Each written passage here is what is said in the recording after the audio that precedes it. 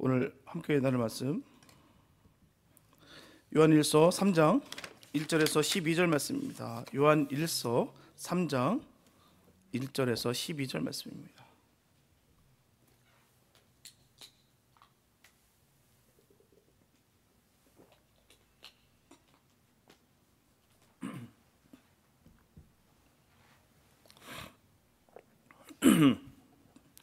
요한일서 3장 1절에서 12절 말씀입니다. 주님의 귀한 말씀 우리 한 목소리로 합독하시겠습니다. 시작. 보라, 아버지께서 어떠한 사랑을 우리에게 주사 하나님의 자녀로 일컬음을 얻게 하셨느니고 우리가 그라도다. 그러므로 세상이 우리를 알지 못함은 그를 알지 못함이니라. 사랑하는 자들아, 우리가 지금은 하나님의 자녀라. 장래에 어떻게 될 것은 아직 나타나지 아니하였으나 그가 나타내심이 되면 우리가 그에 같을 줄을 아는 것은 그에 계신 그대로 볼 것을 인함이니 주를 향하여 이 소망을 가진 자마다 그의 깨끗하심과 같이 자기를 깨끗하게 하느니라. 죄를 짓는 자마다 불법을 행하나니 죄는 불법이라. 그가 우리 죄를 없이 하려고 나타내신 바 된 것을 너희가 아나니 그에게는 죄가 없느니라. 그 안에 거하는 자마다 범죄하지 아니하나니 범죄하는 자마다 그를 보지도 못하였고 그를 알지도 못하였느니라. 자녀들아, 아무도 너희를 미혹하지 못하게 하라. 의를 행하는 자는 그의 의로우심과 같이 의롭고 죄를 짓는 자는 마귀에게 속하나니 마귀는 처음부터 범죄함이니라. 하나님의 아들이 나타나신 것은 마귀의 일을 말하려 하심이니라. 하나님께로서 난 자마다 죄를 짓지 아니하나니 이는 하나님의 씨가 그의 속에 거함이요 저도 범죄치 못하는 것은 하나님께로서 났습니다. 이러므로 하나님의 자녀들과 마귀의 자녀들이 나타나나니 무릇 의를 행치 아니하는 자나 또는 그 형제를 사랑치 아니하는 자는 하나님께 속하지 아니하니라. 우리가 서로 사랑할지니 이는 너희가 처음부터 들은 소식이라. 가인같이 하지 말라. 저는 악한 자에게 속하여 그 아우를 죽였으니 어찐 연고로 죽였느뇨. 자기의 행하는 악하고 그 아우의 행위는 의로움이니라. 아멘. 이 지구에는 수십억 인구가 함께 살아가고 있습니다. 이 많은 인구는 그 기준에 따라서 몇 가지로 우리 구분을 질 수가 있는데요. 먼저 지역적으로 보게 되면 지구의 동쪽과 서쪽으로 나뉩니다. 바로 동양인과 서양인으로 구별할 수가 있죠. 또 바다와 섬나라에 사는 사람들을 가리켜서 도서민족이라 하고요. 바다를 볼 수 없는 대륙에 사는 사람들을 말해서 대륙민족이라 부릅니다. 미국에 와보니 사람의 피부 색깔로 인해서 나눠집니다. 백인과 또 흑인이 현저하게 구별되는 것을 보게 됩니다. 이런 것들을 다 외부로 나타나는 조건을 따라 사람을 구별한다는 것입니다. 이와는 달리 눈에 보이지 않는 지식이라든지 정신이나 신앙을 기준해서 사람들을 구별하게 돼요. 그리고 정신 상태를 봐서 정상인이나 또한 비정상인으로 구별하고요. 지식의 유무에 따라서 유식한 자와 무식자로 구별하고요. 신앙의 유무에 따라서 신자와 불신자로 구별을 합니다. 일반적으로 신자와 불신자를 구별하는 것은 누구를 믿든 무엇을 믿든 믿기만 하면 신자라 하고 아무것도 믿지 않는 사람을 가리켜 불신자라 합니다. 다른 말로는 무종교자라는 것이죠. 그러나 기독교적 입장에서 볼 때는 아무 것이나 다 믿는다고 해서 다 신자가 되는 것이 아닙니다. 부처를 믿고 조상신을 믿고 알라신을 믿는 사람을 신자라 할 수가 없다는 것이죠. 믿을 만한 참신을 믿어 구원 얻는 믿음을 가진 자라야 신자라고 할 수가 있는 것입니다. 이런 뜻에서 볼 때 인류는 하나님을 믿는 신자와 하나님을 믿지 않는 불신자로 구별질 수가 있다는 거예요. 하나님을 믿는 신자를 가리켜서 하나님의 자녀라 말합니다. 또 하나님을 믿지 않는 불신자를 가리켜서 마귀의 자녀라고 전하고 있어요. 왜냐하면 모든 신은 하나님과 하나님을 대적하는 마귀로 나누기 때문에 하나님을 믿는 하나님의 자녀가 아니면 바로 마귀를 따르는 마귀의 자녀 둘 중에 하나가 되지 않으면 안 된다는 거예요. 그 많은 인종과 수많은 피부의 톤과 수많은 그 갈림이 있습니다. 그런데도 불구하고 가장 중요한 것은 두 가지로밖에 안 나는 거예요. 바로 하나님의 자녀가 아니면 마귀의 자녀입니다. 하나님의 영을 받거나 아니면 세상령을 받게 된다는 것이죠. 둘 중에 하나입니다. 중간이 없어요. 이 사실 꼭 잊지 마시기 바랍니다. 중간이 있을 것 같은, 나는 그래도 애매모호한 관계 아닙니다. 정확하게 나눠지는 거예요. 하나님의 자녀가 아니면 마귀의 자녀입니다. 아무 신도 믿지 않는 무신론자라고 하는데 너는 마귀 자식이라고 하면 화냅니다.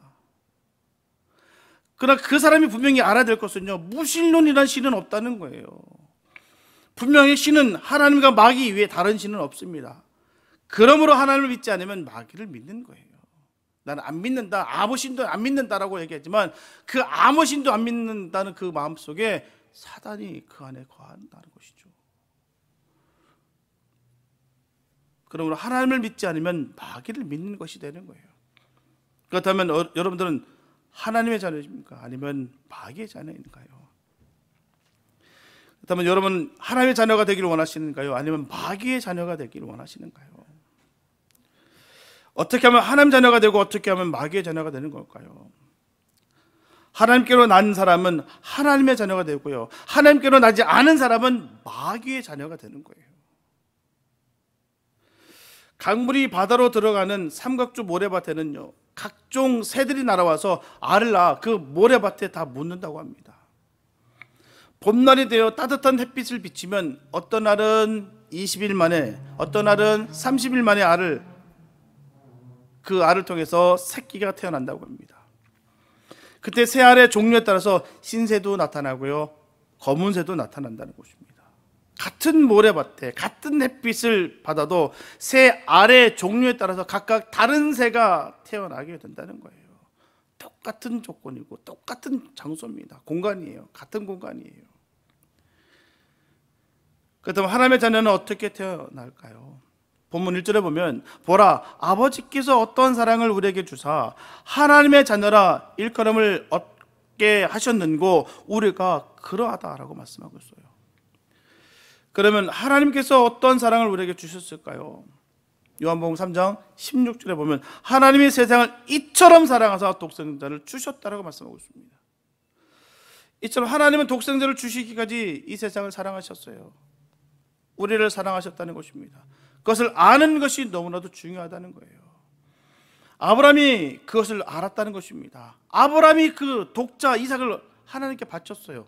그 이유는요, 하나님이 먼저 독생자를 주시기까지 사랑하신 것을 깨달았기 때문에 그가 했던 것이죠. 아브라함이 이유 없이 독자를 바치는 것이 아닙니다. 이 아들 지긋지긋한 말도 안 듣는 이 아들 내 버리고 싶은 마음으로 그냥 던지는 거 아닙니다. 너무나도 귀하디 귀한 하나밖에 없는 그 아들입니다. 너무 소중한 아들이에요.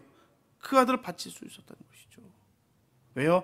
하나님이 우리를 위해서 독생자를 주시기까지 사랑하신다. 그 사랑을 깨달았기 때문에 할 수 있는 거예요. 우리가 헌신하고 우리가 믿음을 지킬 수 있는 것은 주님이 나를 사랑하시는 것을 내가 알았기 때문에 할 수 있는 거예요. 깨닫지 못하면 우리 주님 앞에 내가 헌신할 수 없습니다.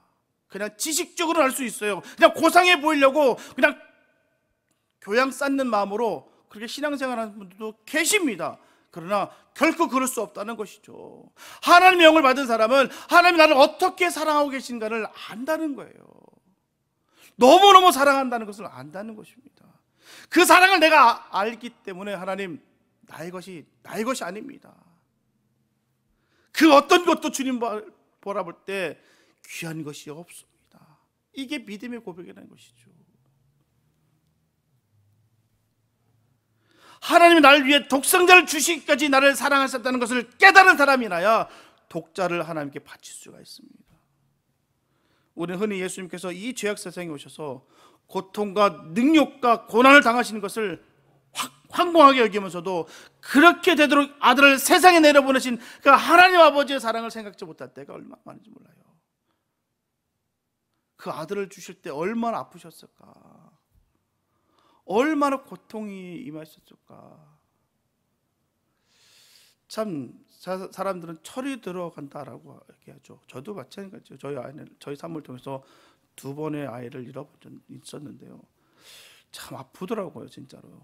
그러면서 제가 하나님 얼마나 아프셨을까 그때 깨달았죠. 사실은요, 그때 철이 들더라고요. 하나님 나 철들게 해주셔서 감사합니다. 이렇게 기도가 나더라고요. 가만히 있어도 눈물이 막 퍽퍽 나더라고요. 너무 아프더라고요.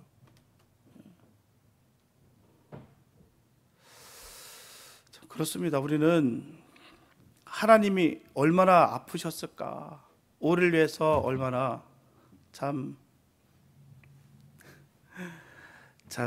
고생하셨고 능력 당하셨을까를 알게 됩니다. 예. 그 사랑을 깨닫는 우리가 됐으면 참 좋겠습니다. 하나님 허락하지 않으셨다면요, 예수님은 세상에 오지 못했어요. 하나님의 죄인을 사랑하지 않았다면 예수님이 고난당할 이유가 없습니다. 우리는 우리를 구원하러 오신 예수님께 감사하기 전에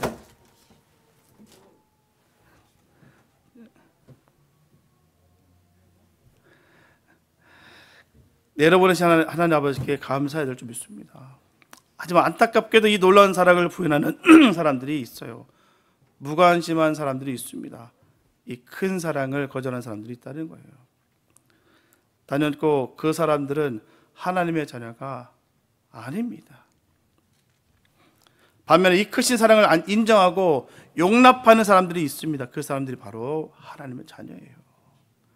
하나님 날 위해서 희생하셨고 그 사랑을 주시기 위해서 하나님께서 견뎌주셨다는 것을 아는 거예요. 바로 하나님의 자녀라는 것이죠. 그래서 마치 바닷가 모래밭에서 태어난 새 중에 흰 새는 흰 새를 따라가고 검은 새는 검은 새를 따라가는 것과 같다는 거예요.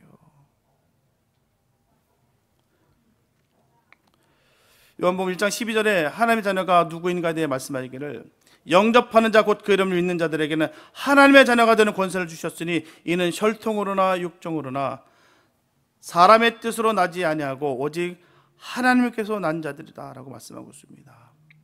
저와 여러분들은 예수를 구주로 영접하셨나요? 예수를 믿으면 그 구원 얻은 줄 믿으시나요? 그렇다면 저와 여러분들은 틀림없이 하나님의 자녀입니다. 저와 여러분들이 하나님의 자녀가 되는 것은 부모로부터 타고나는 것이 아니에요. 육신적 소원 성취도 아닙니다. 저와 여러분들 자신의 결정에 의한 것도 아니에요. 그것은 하나님의 성령으로 되는 거예요. 내 노력, 내 노고로 얻어지는 것이 아니라 하나님의 선물이라는 거예요. 그것을 믿으시기 바랍니다. 주님이 날 만나 주셨기 때문에 우리가 믿게 되는 것이고요. 그 믿음으로 말미암아 우리가 구원을 받게 됐다는 사실입니다.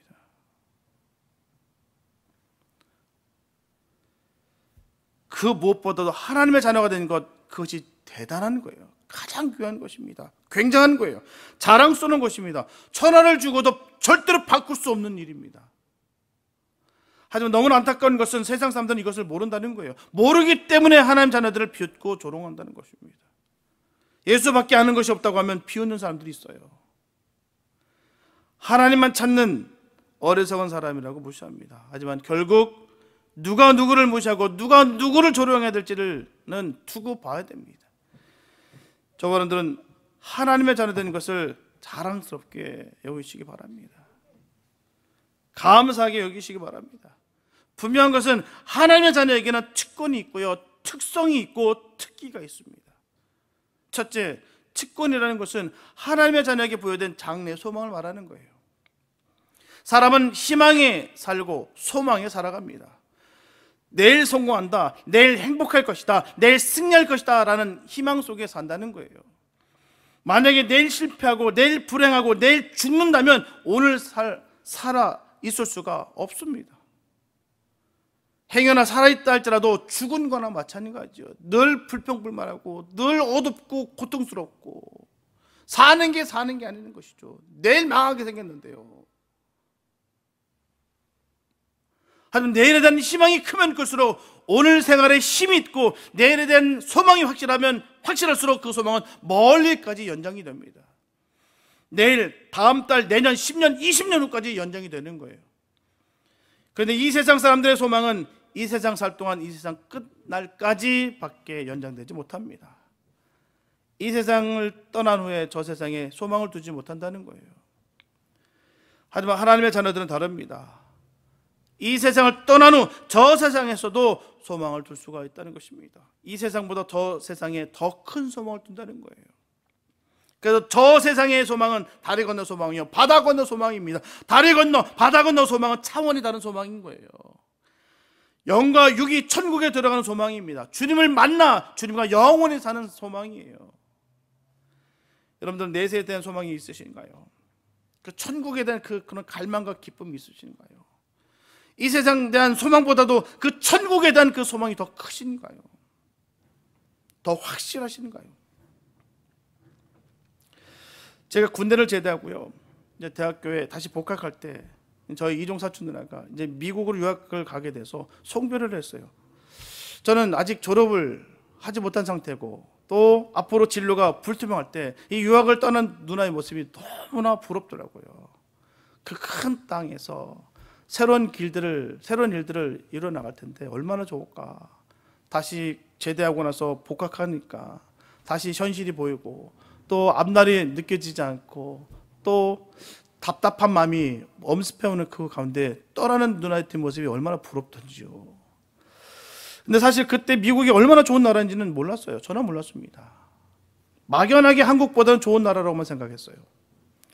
전 제가 미국에 와 보고서야 미국이 이렇게 좋은 나라구나를 비로소 알았습니다. 좋더라고요. 풍성하더라고요. 한국에서는 참 아껴서 쓰던 것들인데 여기서는 풍성하더라고요. 그냥 남아 버리는 게 일이더라고요. 음식도 마찬가지고 뭐 쓰는 물건조차도 다 막 풍성하더라고요. 한국과 비교할 수 없을 만큼 제가 올 때만 하도 말입니다. 20년 되더라고요. 지금은 한국이 뭐 더 좋다라고 하나 지금도 저는 미국이 더 좋습니다. 분명한 것은 사람은 직접 보지 않고 듣는 것만으로는 한계가 있어요. 막연하게 좋다고만 느껴졌지 와보니까 정말 좋은 것을 알고 깨닫게 된다는 것이죠. 직접 경험하고 살아봐야 그 진가를 알게 된다는 거예요. 분명 미국과 천국은 절대 비교가 되지 않습니다. 비교 자체가 되지 않아요. 너무 좋은 것이 천국이죠. 우리 주님이 예비하신 너희들은 묵을 곳을 내가 예비했다, 그 집을 내가 미리 예비한다라고 마셨던 그 천국이 너무너무 좋은 곳입니다. 주님을 배웠고 주님과 함께 사는 내세의 소망도 지금은 좋다는 것밖에 알 수가 없어요. 우리가 가보지 않았기 때문에. 그러나 정말 좋을 것으로 믿어집니다. 그 곳만 생각하면 얼마나 기쁜지 모르겠어요. 진짜 내 가진 시름과 고난과 고통이 다 사라질 만큼 그 정도로 좋습니다. 장차 주님이 재림하실 때 비로소 그 영광에 우리 들어갈 거예요. 그래서 저와 여러분들은 장래 소망에 대한 확신을 늘 가지시기 바랍니다. 천국의 확신을 가지고 그 확신으로 말미암아 기쁨과 평강이 늘 넘치는 복된 삶 되시길 예수 여러분 축복합니다. 둘째, 하나님의 자녀에게 대한 특성이 있습니다.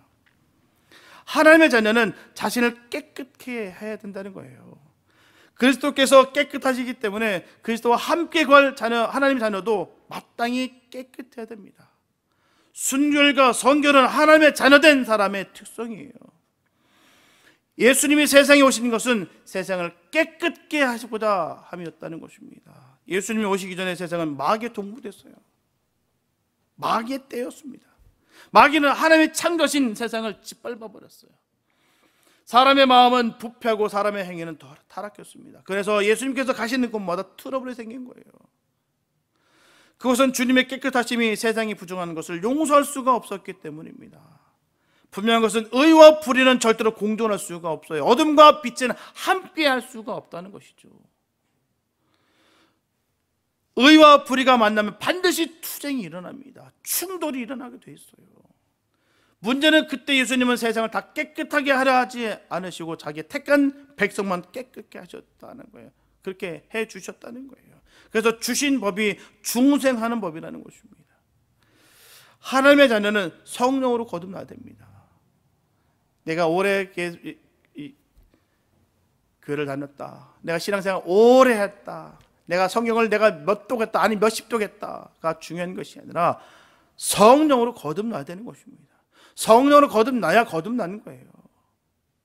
이 모든 말씀 하나하나가 그냥 믿어줘야 되는 거예요. 그게 정말 믿음인 것입니다. 억지로 우격다짐이 아니라 정말 이 말씀 하나하나가 기가 막히게 믿어지는 거예요. 말도 되지 않은 것 같은데도 불구하고 이 모든 기적, 이 모든 이사와 그 하나님의 그 역사심이 믿어지는 거예요. 설명이 필요 없이 그냥 믿어주는 것입니다. 그렇게 구원 성령 받은 사람들 얼마나 많은지 몰라요. 내가 이 예수라는 인간을 내가 어떻게 한번 내 골탕 먹이겠다라고 그렇게 성경을 봤던 사람들이 성경을 통해서, 말씀을 통해서 그 모든 것이 변화되고 거듭나는 사람들이 얼마나 많은지 모릅니다. 수많은 간증 속에 다 들어가 있어요. 하다못해 우리 가족 속에도 있습니다. 끝끝내 철저하게 예수를 거부했던 그런 삶이었는데 그 주님을 만나고서 모든 것이 녹아져 버렸어요. 안 될 것 같았던 모든 장막들이 다 부서져 버리더라고요. 성령으로 거듭나야 될 줄 믿습니다. 성령으로 거듭날 때 죄를 깨닫게 된다는 거예요. 죄를 청산한다는 것입니다. 그런 후에는 죄를 짓지 못하게 된다는 거예요. 죄를 지으면 마음이 아프고 부끄러움을 느끼게 된다는 것입니다. 그러므로 죄를 회개하지 않고는 견디지를 못해요. 또한 죄를 회개한 후에는 다시는 죄를 짓지 않으려고 노력하게 된다는 거예요. 몸부림친다는 것입니다. 그래서 성령의 도움으로 말미암아 점점 죄와 상관없는 사람이 되는 거예요. 오늘 본문에 보면 하나님의 자녀는 죄를 지을 수 없다는 것을 강조하고 있습니다. 죄를 지을 수 없다는 거예요. 하나님의 자녀라면 죄를 지을 수 없다는 것이죠. 본문 4절에 보면 죄를 짓는 자마다 불법을 행하나니 죄는 불법이라 말씀하고 있고요. 본문 6절에 보면 그 안에 거하는 자마다 범죄하지 아니하나니 범죄하는 자마다 그를 보지도 못하였고 그를 알지도 못하였느니라. 명확합니다. 딱 떨어져요. 본문 9절에 보면 하나님께로서 난 자마다 죄를 짓지 아니하나니 이는 하나님의 씨가 그의 속에 거함이요 저도 범죄치 못하는 것은 하나님께로서 났습니다. 절대로 부정 못할 말씀들입니다. 우리 주님께서 주신 귀한 말씀들이에요. 이상 말씀을 보게 되면 하나님께로 난 하나님의 자녀는 절대로 죄를 짓지 않는 것처럼 말씀하고 있습니다. 그렇다면 과연 하나님의 자녀는 절대로 죄를 짓지 않을까요? 종종 그렇게 자부하는 사람이 있는 것을 볼 수가 있습니다. 자기는 흠도 티도 없는 것처럼 말하는 사람들이 있어요. 하지만 그것은 큰 오해입니다. 인간은 어디까지나 인간이에요. 중생한 사람도 죽어 영화롭게 되기 전에는 죄인이었어요. 그래서 하나님의 자녀가 영화롭게 되는 것은 그리스도의 보혈의 공로지 자기 수행의 공로가 아닙니다. 보혈의 능력으로 우리가 의인된 거예요. 영화롭게 된 것입니다. 분명히 중생한 하나님의 자녀도 죄를 짓는다는 거예요. 그러나 중생하지 못한 마귀의 자녀가 짓는 죄와는 다르다는 것입니다. 분명히 구분지어야 되는 거예요. 분명하게 하나님의 자녀는 고의로 죄를 짓지 못한다는 것입니다. 고의로 말입니다. 계획적으로 죄를 짓지 못한다는 거예요. 악심을 품고 죄를 짓지 못한다는 것입니다. 내 안에 시퍼런 칼을 들고 내가 팍팍 긁으면서 표정 관리하면서 포커페이스 하면서 내가 반드시 너를 헤아리겠다라고 하는 그 마음은 절대로 하나님의 자녀들의 마음 아닙니다. 우리 분명히 구분져야 되는 거예요. 아무리 포장하고 위장해도 그런 마음을 품고 있다고 한다는 것은 절대로 하나님의 자녀가 아니라는 것을 성경이 우리에게 지적하고 있는 것입니다. 간혹 실수로 죄를 짓게 될 수 있어요. 연약해서 죄를 짓게도 됩니다. 알지 못해서 죄를 짓는다는 거예요. 단 하나님의 부인하는 죄는 짓지 못합니다. 그리고 성령을 회방하는 죄는 짓지 못한다는 거예요. 하나님의 교회를 파괴하는 죄는 짓지 못한다는 것입니다.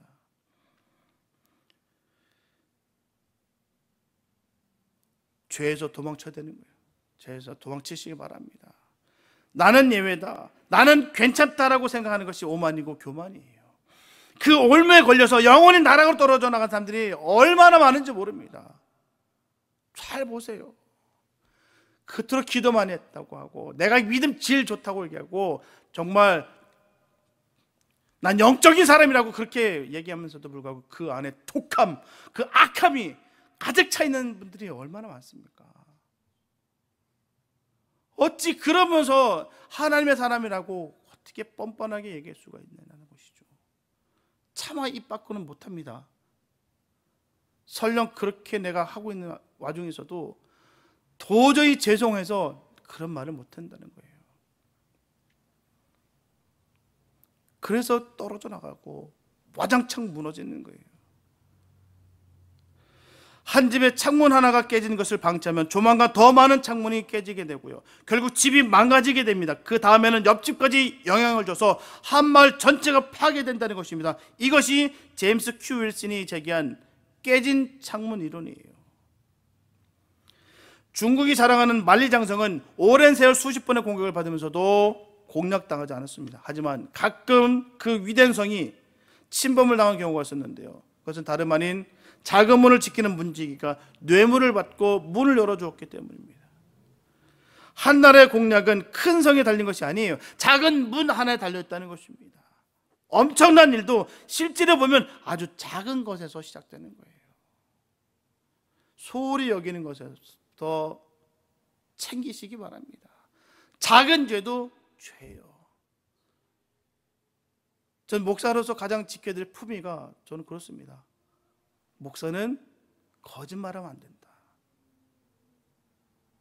다소 다른 능력이 좀 떨어질 수는 있겠으나 목사는 최소한 거짓말하면 안 된다. 그 거짓말로 인해서 더 큰 거짓말이 되고, 이 순간을 모면하기 위해서 또 거짓말함으로 인해서 결국은 그 올무에 잡혀 버립니다. 그러다 보니 그 입에서 나온 말이 어찌 복음이 될 수 있으며, 어찌 단에서 선포할 때 두렵지 않겠습니까? 나중에 화인받아서 이제는 자기 스스로 리플리 증후군 걸려서 이게 사실로 여겨지는 거예요. 거짓말을 사실로, 진실로 포장하고 이제는 그렇게 믿어버리는 것입니다. 왜요? 죄책감을 내가 얻지 않기 위해서. 작은 거짓말도 거짓말이고, 저는 하얀 거짓말 얘기인데 그것도 거짓말은 거짓말이라고 생각합니다. 작은 것이라 소홀하시면 안 돼요. 진실성부터 출발하는 거예요. 성도는 진실해야 됩니다. 예수님의 깨끗하심과 같이 우리 자신을 깨끗이 하시기 바랍니다. 매일 돌아보아 티나 주름 잡히는 것이 없도록 하시기 바랍니다. 죄를 짓지 말아야 됩니다. 연약해서 짓는 죄도 짓지 마시기 바랍니다. 알지 못해서 죄를 짓는 일도 없도록 삼가시고 조심하시기 바랍니다. 하나님을 거역하고 성령을 회망하고 교회를 파괴하는 죄를 짓는 날에는 멸망받는 줄을 알아야 될 줄 믿습니다. 언제 어디서나 예수님을 맞이할지라도 떳떳이 설 수 있도록 자신을 깨끗하시기 바랍니다. 날마다 자신을 깨끗하게 하시기 바랍니다. 손해보는 것 같아도 결국 손해보지 않아요. 진실되게 살아갈 때 사람들이 멍청하다, 어리석다, 부족하다라고 조롱할지 모르겠지만 우리 주님은 그 조롱받는 그에게 더 깊은 사랑을 베풀어 주신다는 거예요. 손해보지 않습니다. 당장 손해보는 것 같으나 주님이 책임져 주십니다. 참 주변에 어쩌다 보니까 참 목사 친구들을 많이 사귀게 됐어요. 어렵게 진실되게 사역하는 그 친구 목사들의 삶을 보면 그 겉모습은 화려하지 않은 것 같은데 그 안에 보면 참 풍성한 게 많더라고요. 자녀들과 또 가족들과 또 해결되는 부분들이 길이 열리더라고요. 우리는 화려한 걸, 뛰어난 것을 쫓는 것이 아니라 주님의 사랑을 쫓아야 될 줄 믿습니다. 진실하게 진실되게 가시기 바랍니다. 죄와 의는 함께 할 수 없습니다. 빛과 어둠은 공존할 수 없어요. 하나님의 영이 임하게 되면 빛은 사라져야 될 줄 믿습니다. 이 사실을 꼭 기억하시고 내 안에 계신 그 주님과 함께 복된 믿음 지킬 수 있는 우리가 될 수 있기를 예수의 이름으로 축복합니다. 셋째, 하나님의 자녀의 특기를 봐야 됩니다. 하나님의 자녀는 의를 행하고 형제를 사랑합니다. 의는 믿음을 가리키는 거예요. 하나님의 자녀는 믿음으로 선을 행하고 믿음으로 구제하고 믿음으로 봉사합니다. 사랑은 희생을 의미하는 거예요. 하나님의 자녀는 이웃을 자기 몸과 같이 사랑하고 친구를 위해 목숨을 버린다는 것입니다. 그래서 의를 행하고 형제를 사랑하는 것은 의무가 아니고 특기입니다. 특기를 가진 사람들만 모였을 때는 특기같이 보이지 않아요.